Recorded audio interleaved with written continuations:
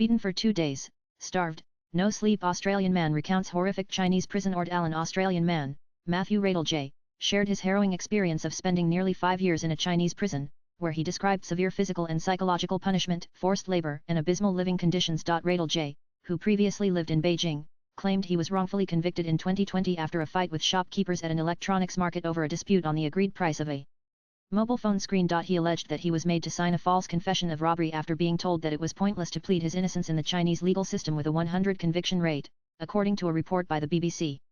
Court documents indicated that the confession helped reduce his sentence to 4 years. He was imprisoned in Beijing No. 2 prison, a facility used for international inmates, in January 2020. Radel J. shared a dirty cell with a dozen other inmates and was subjected to constant sleep deprivation, forced labor, and poor hygiene. Nan and I was in really bad shape when I arrived. They beat me for 2 days straight in the first police station that I was in. I hadn't slept or eaten or had water for 48 hours, and then I was forced to sign a big stack of documents, he said. Radel J., who was a video producer, said he was held for several months in a separate detention center, where he endured a harsher transition phase marked by severe physical abuse, food deprivation, and psychological torture. We were banned from showering or cleaning ourselves, sometimes for months at a time. Even the toilet could be used only at specific allotted times, and they were filthy waste from the toilets above would constantly drip down onto us, he told BBC. He was later transferred to the regular prison, where inmates were packed in overcrowded cells with the lights staying on 247. He said inmates slept and ate in the same room.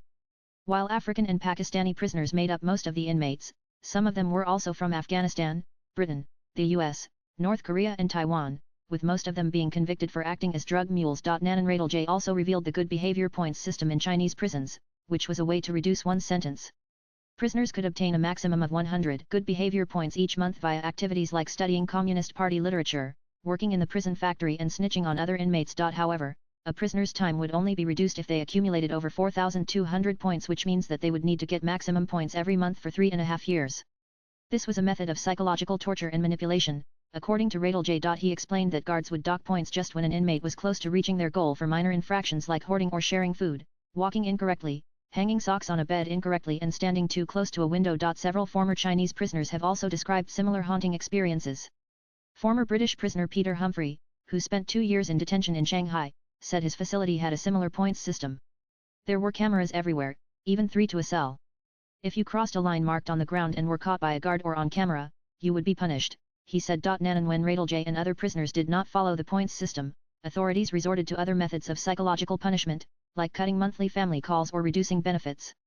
Food deprivation was the most common tool used to torture prisoners. According to several prisoners, most meals at Beijing's No. 2 prison were mostly made up of cabbage and dirty water, which sometimes also had bits of carrot and very rarely meat.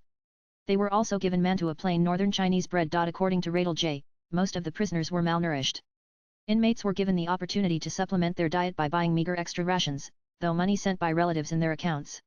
These funds could be used to purchase items like instant noodles or soy milk, although this provision was also subject to restrictions. Radel J. told the BBC that he was banned from making any additional purchases for 14 months because he refused to work in the prison factory, where inmates were required to produce basic goods for companies or assemble propaganda materials for the ruling Communist Party. Moreover, the prisoners were forced to work on a farm, where they grew a lot of vegetables but were never allowed to eat them.